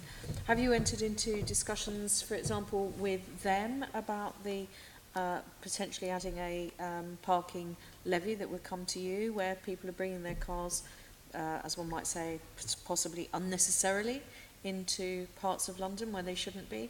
And of course that levy, because they can identify vehicles with number plates, because they use number plate recognition, the levy could be higher if people were bringing in diesel vehicles, which obviously we would prefer that they didn't, and the same if they were bringing in petrol, and it could be lower if they were bringing in electric or hybrid. Is that something you've been looking into with APCOA and We don't have, other providers? just to be clear, we don't have any powers to put a price on private car parks.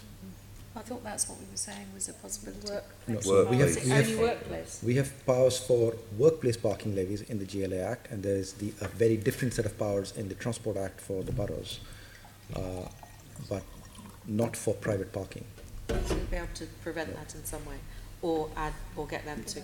So I think if you spoke to them, they might be willing to have some sort of system of chargeable levels, Okay. which might help your budget in driving people away from cars and back into public transport. Okay, Member Deval. Fine, just to go back on. So, we're concerned about the finances here, the pound, shilling and pence, and then there are issues of transport policy. I just want to be assured that the money being raised by the low admission zone is going to come back directly into TfL for its use, either as a contribution to, as I think someone said, about cleaner buses or dealing with the potholes on your roads or whatever. Is that the case, or is that money going to be diverted back maybe into this building? Is it TfL's money that's going to be generated by that? And are you finance people, I'm speaking to you, Simon, holding your own on that to try and protect where the money needs to come back into transport for use by TfL? It could be used for mitigation on air quality, accepted, but it stays within the organisation. Is that where it is for use for transport projects? Yes. That's been agreed. Right, okay. So then my next question then is, so it's small beer, but very important, I think, in terms of debate.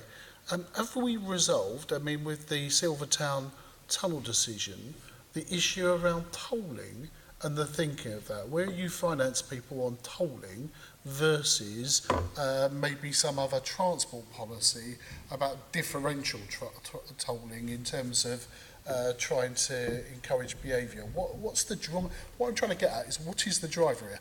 Is the driver to increase funds into TfL to deal with its immediate problems and to fill the budget holes that we have got that are growing bigger rather than lesser? What is the driver, and where are you in those debates? On Silvertown Tunnel, Tunnel, politicians coming to it. Where are you as officers? on Silvertown in terms of Tunnel, rights? the strategy is very clear. The toll is there on the Blackwall Tunnel and then Silvertown when it's built, to enable Silvertown Tunnel to be taken forward as by the private sector to construct, maintain and operate it and deliver that piece of infrastructure on our behalf. So a very clear financial rationale for the private sector to deliver that really necessary piece of infrastructure for us. So the toll has been constructed and will be set at a level when we get to the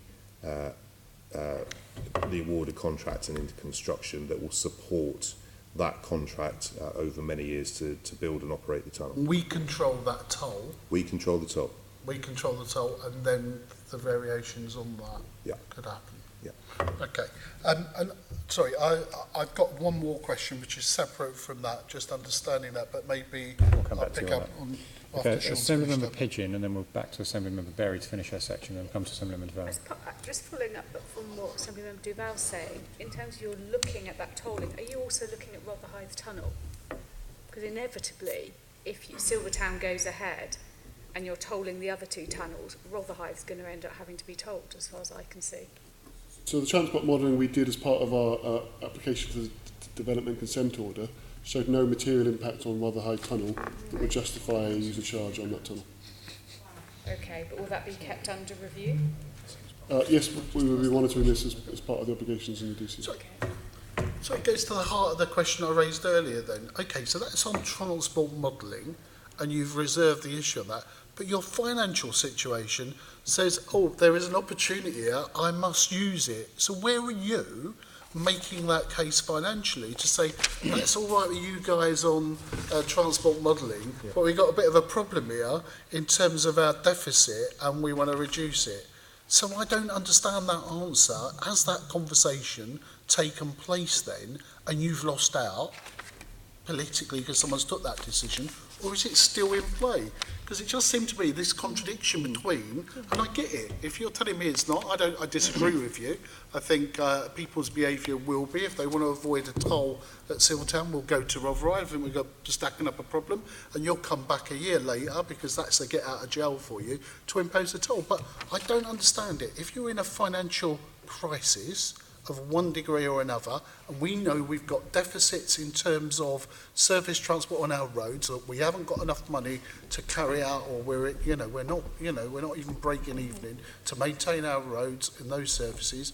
Why is that not a factor in those conversations about tolling at Rotherhithe, which I think inevitably you're going to have to do? The first thing I think I'd say is we're not in a financial crisis. We planned for this level of deficit, and we have a plan that we believe that we'll deliver. And we've shown that we can deliver over the last 2 years, and you'll judge us on our delivery. Yes, your forecasts are wrong, and continually we're waiting to the end of the 3 years, which I think we had a little conversation earlier on, and you didn't agree or whatever, where I'm saying you're going to come back and say, oh, this deficit's going to continue. But even what we did agree on, that if the deficit continues at the end of that 3 years and you're missing your targets, it would not be good for this organisation and not good for the services you run. That's what I think we did agree on. We absolutely agree with you that maintaining a deficit So when does a deficit of this magnitude become a crisis or not? Well, it's not a crisis in as much as we knew it was coming and we planned for it, and we are delivering our budgets. We've delivered our budgets for the last 2 years. We will deliver our budget this year. And if we continue on that, we will deliver the net operating surplus in 2021, 2022. Well, let's go back to my original question then. if it's not a crisis and you're, in terms of looking out for opportunities to either raise income for TfL, to add to the budget, to deal with its services, where are you in that conversation on whether a Rotherhithe comes into the conversation or doesn't? Now, I accept politicians will make the final say, but where are you as officers in terms of reducing this deficit or raising income for TfL? Where do you sit on that? What's your position? Where are we on Rotherhithe? Is it in or is it out? Was it based on transport modelling policy issues, or was it based on financial opportunities that TfL might wish to grasp but may choose not to? If I can just make one sort of factual intervention here. Under the GLA Act, any pricing mechanism for roads has to be policy driven. We cannot introduce a new pricing mechanism for roads just because we want to raise revenue. So the fact that Patrick is saying that it's driven by modelling is absolutely accurate, and we don't have the leeway to just impose a charge on Rotherhithe or indeed any other section of the road network just because we want to raise revenue. So you're quite right in saying that if the future ends up being more pessimistic than what we have, then yes, we will have to react to that, and that's exactly what we're doing week by week, month by month, quarter by quarter, and further cost cutting and other things will need to happen as a result of it. But there are some things that are not possible under the statutes under which we work, and imposing a charge on roads just to raise revenue is one of those. That's an interesting point, because that takes me back to the conversation you had just a moment ago with Assembly Member Berry around road user pricing. I take the point you make about Rotherhithe. My understanding of what you've just said is that the reason that Blackwall will need to be tolled alongside Silvertown is to stop people from just going down Blackwall for free and not using Silvertown. Causing congestion. And the modelling that you've done suggests that people wouldn't divert to Rotherhithe to avoid paying a charge. So you can't, therefore, impose a charge because there's no policy reasons to do it on that basis. What would be your policy grounds for introducing road user pricing if it's not income? Well, congestion, air quality, equity in terms of who pays for the transport system in London. There are many policy reasons for that. And there is no doubt that if a road price were to come in, much like the congestion charge, it will create income. Do you not get air quality and congestion problems around Rotherhithe? Well, not for the reasons around Silvertown. So I think you can make an argument about any section of the road. You could make the argument about Putney Bridge, that there are air quality problems on Putney Bridge, but no one's talking about a road pricing just for Putney Bridge. Some people might. Well, some people might. So I think we have to separate out the policy issues here. No one's demanding that. Hang on, members. The policy issue here is about acute congestion around the Blackwall area for which Silvertown is being built, and the two of them will get tolled together because that is what is needed to relieve congestion in that area. I understand the rationale. Okay, Assembly Member Pigeon, and then we're going to go to Assembly Member Vera, and I will remind members that we have roughly 25 minutes left and 2 and a bit sections.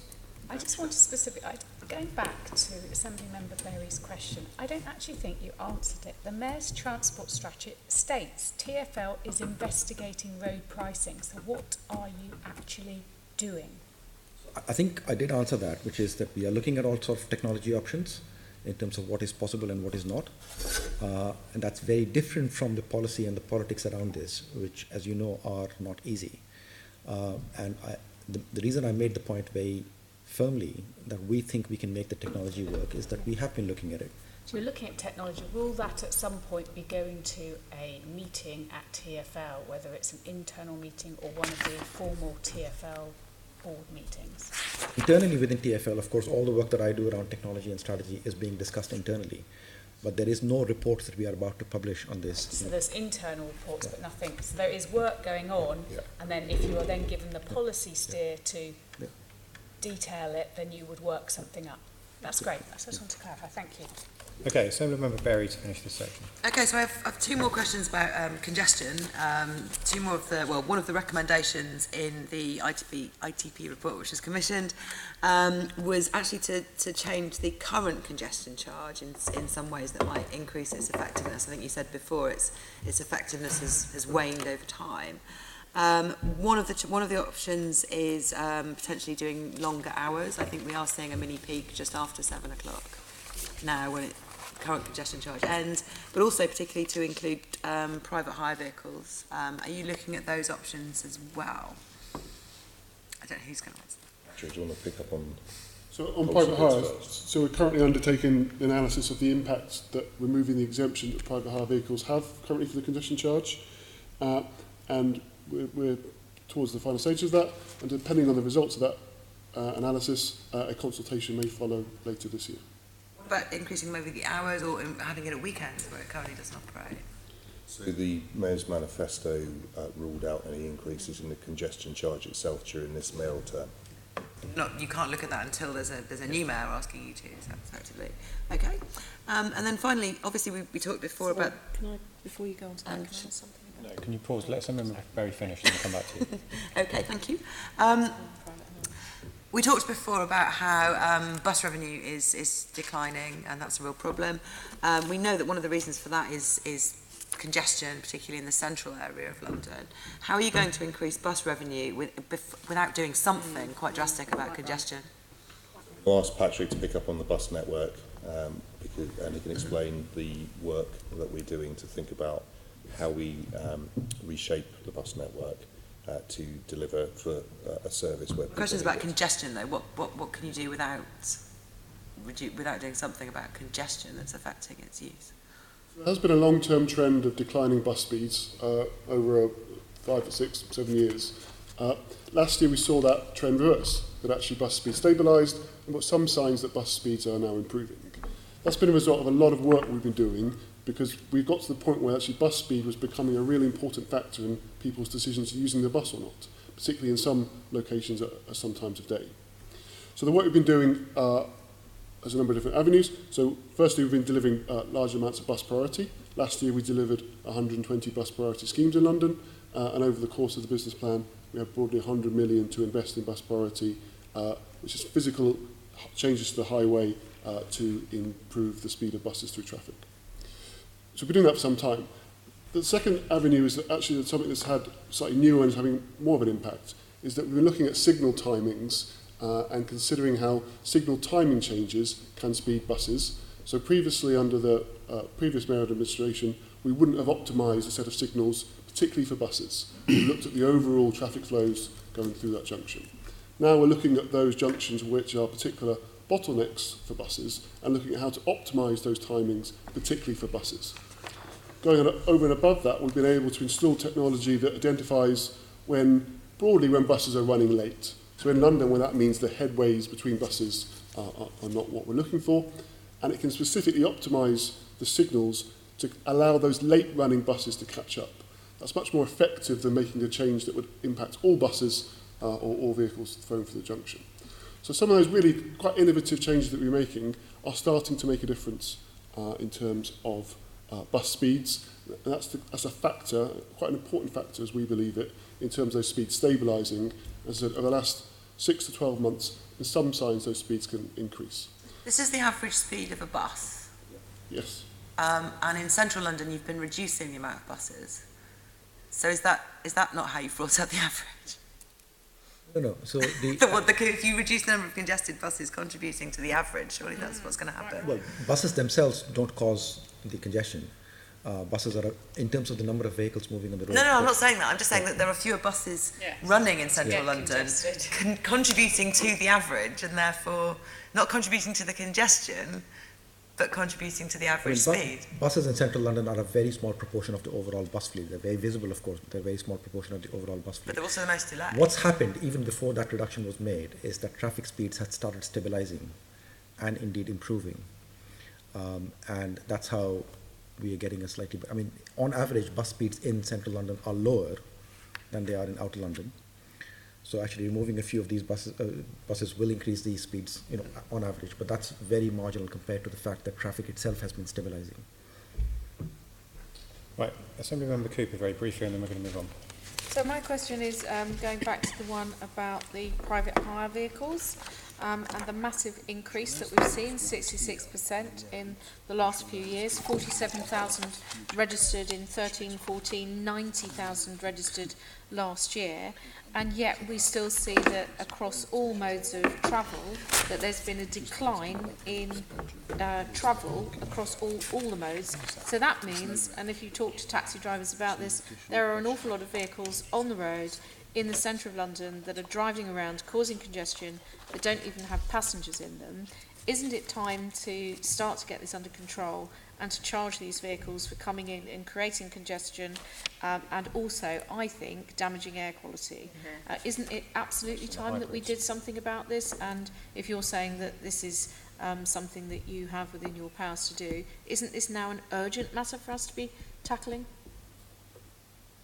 Can we have a brief answer on this, please? Because this is not about the policy, this is a Budget and Performance Committee, so a brief answer on that, then we need to move on. Well, it would We've also already said bring in that also we've identified that as a potential issue. We're conducting the analysis. We're towards the final stages on that, and depending on the results of that analysis, a consultation will follow later this year. How soon? Well, I think it will depend on the results of the analysis. So. Okay. I think this is a subject I think we'll sweep up in the letter that we write to you all afterwards, and perhaps we can have a written response in advance of our next meeting.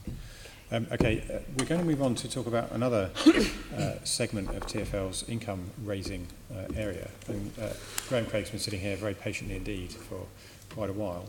Assembly Member decides on leading this for us. Thank you, Chair. Good afternoon. You want to return TfL, Graeme, to a net surplus by 2021-22. Yes. These plans obviously depend on substantially increasing income, not least from commercial sources. You are budgeting for a large increase in this particular revenue stream over the next 5 years, from 232 million to 351 million. Is this over-optimistic in the context of poor previous performance? And given this scenario, how far can commercial revenue go towards supporting the core transport network? We have been successful in growing our commercial revenues. I obviously work closely. I work for Simon as part of his wider finance and commercial team, and there is no doubt that in order to grow commercial revenues further, we need to work ever more closely across the rest of the organisation. But looking at advertising, retail, housing, telecoms, consultancy, I suspect that we'll talk about, estate management. There are a broad range of levers at our disposal. Fundamentally, we have a fantastic asset base across London, still huge footfall on a daily basis. I am confident that we can generate the commercial returns that are in the business plan to reinvest in the transport network. Just to pick up on that, if I heard you correctly, you said you've been fairly good at increasing commercial revenue.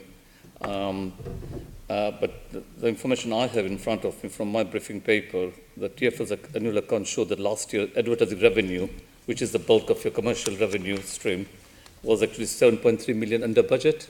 We asked the Commissioner about this back earlier this year, 3rd of January in fact, and he told us that he did not know the reasons why.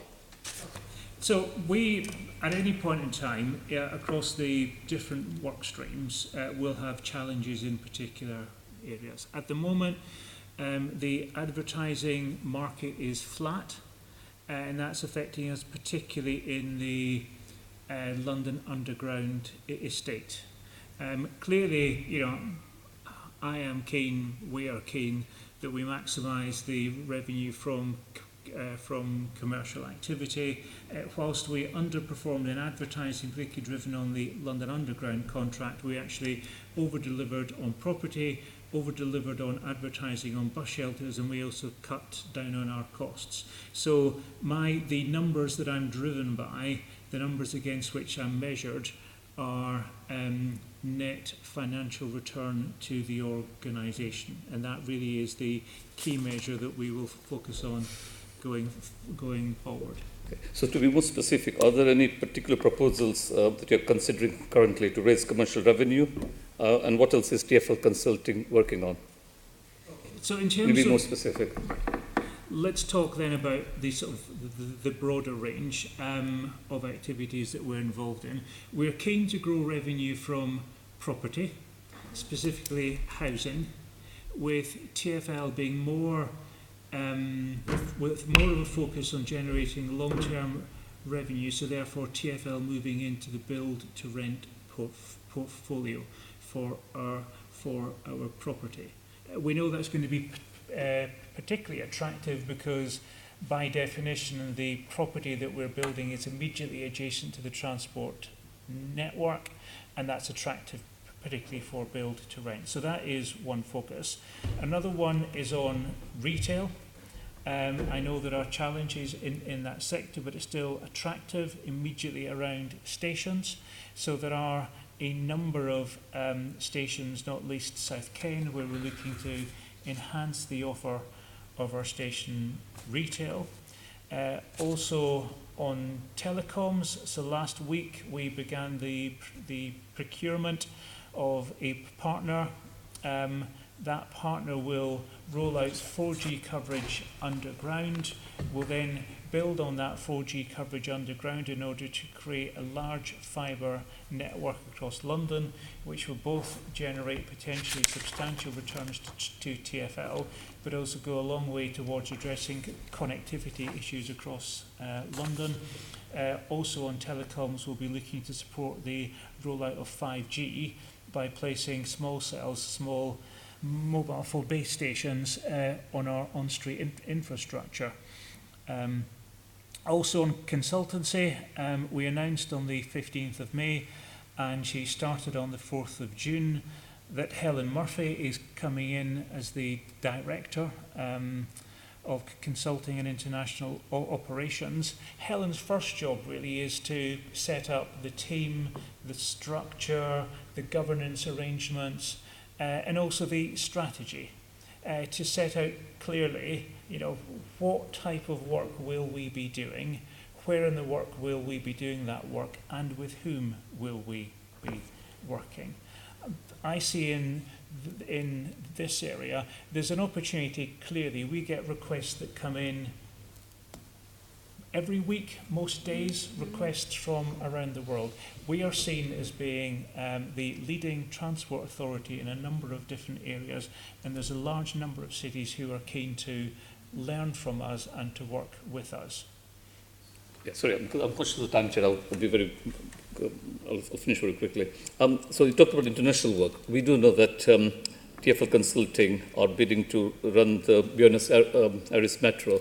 Now, I'm very conscious in public, obviously, I can understand your reluctance to talk about this particular bid in any sort of detail, so I would respect that. But can you tell us very generally, very, very generally, where are you in the big scheme of things with this particular bid? And again, very generally, how would it help your financial sort of projections?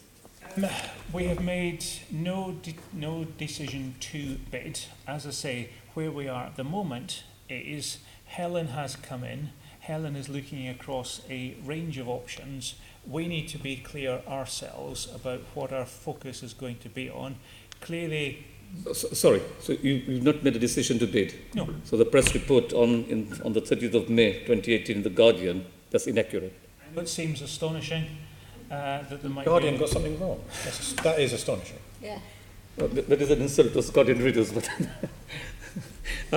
Chair, I'm conscious of the time. So, well, sorry, in terms of international operations, you say you are the leading edge. So, I mean, are there other systems around the world? I'm thinking particularly in India, where the metro system is mushrooming all over the place. Are you in talks or looking?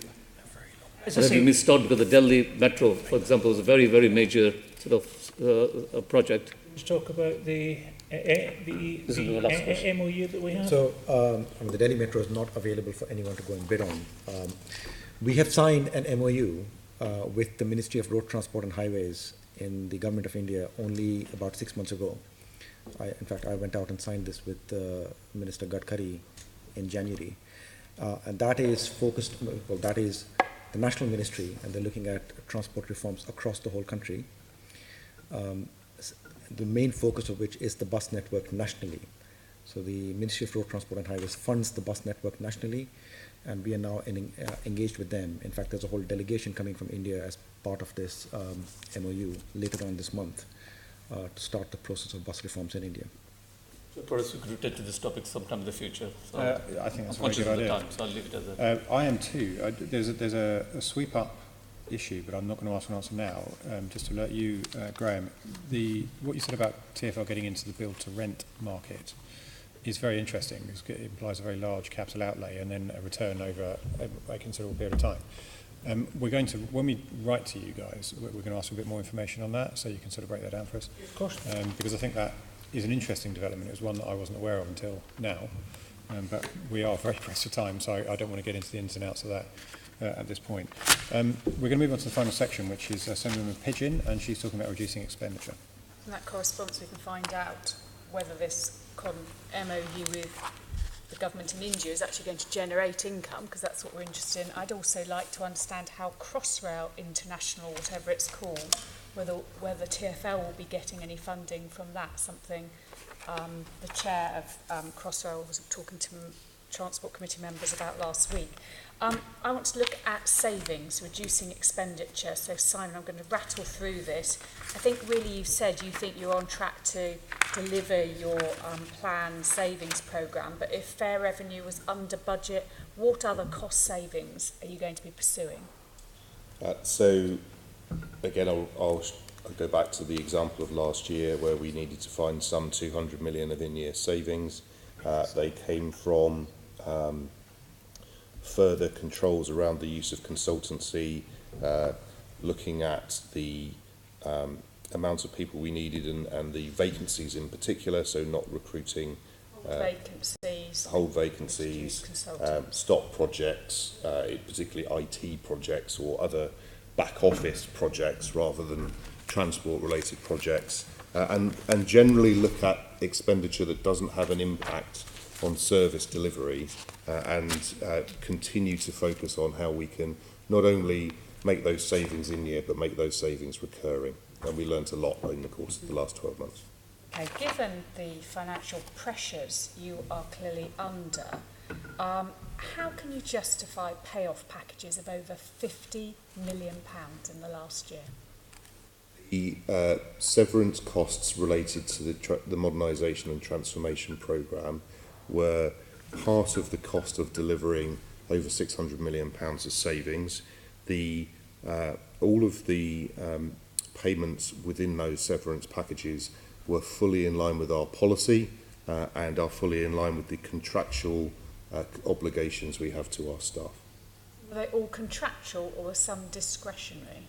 So all of the savings related to the modernisation are in line with our policy, which is approved by the Mayor and the TfL board and has been agreed over many years with the trade unions, and any severance packages which were different types of severance, you obviously have different reasons for severance, were in line with the contractual obligations to those employees.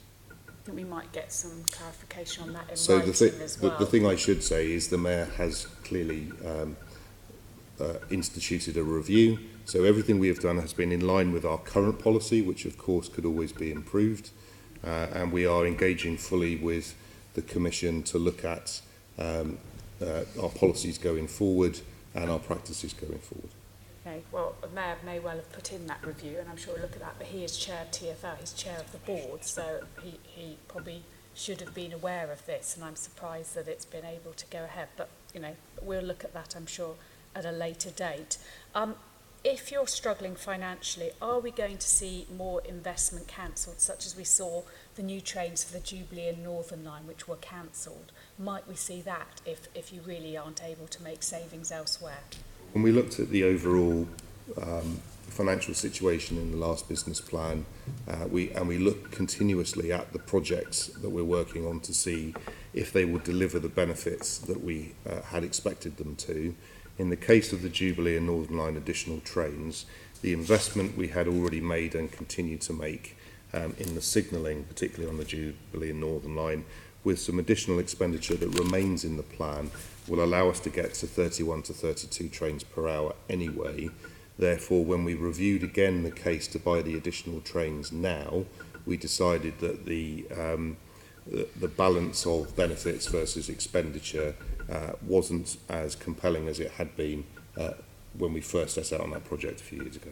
That's not what I was asking you. I was saying, might we see more investment cancelled like we have on those trains? I wasn't asking you for the reasons, but might we see more investment if you can't make the savings from all these other things that you have flagged? Clearly, when we have to come up with a legally balanced budget every year, we will look at every means at our disposal to ensure we deliver a balanced budget. We would concentrate in the first instance on investments that we have planned but not committed to as yet for the future, and we'll review those in the first instance if we need to find further savings.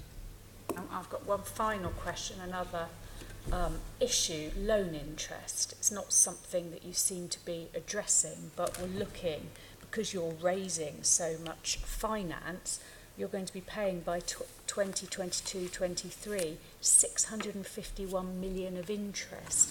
What are you doing to address this, and are there any alternatives that you're looking at to reduce this cost? The interest costs are increasing in line with the increase in borrowing to finance investment. Borrowing is an important part of our investment programme. It spreads the cost over 20 to 30 years in line with the useful life of the assets, rather than, for example, on some assets where in the course of construction over 5 years you would otherwise have to spend that entire cost over 5 years. So we will, where we can afford to do so, continue to borrow to support our investment. The constraint on borrowing is that we need to generate the surplus that we've set out in our business plans in order to create more cash to support more borrowing, to support more investment.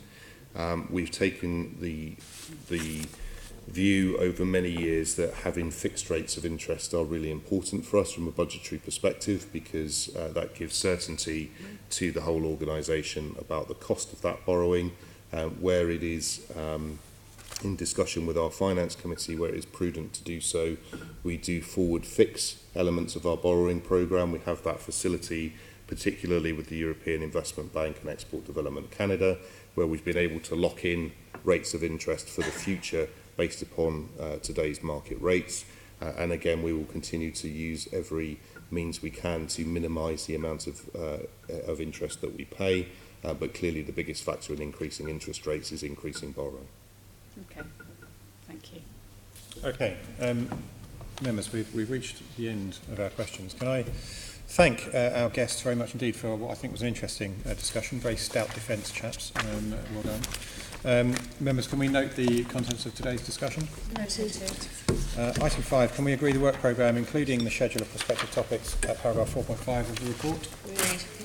The date of the next meeting of this committee is Thursday the 12th of July at 10 o'clock in here.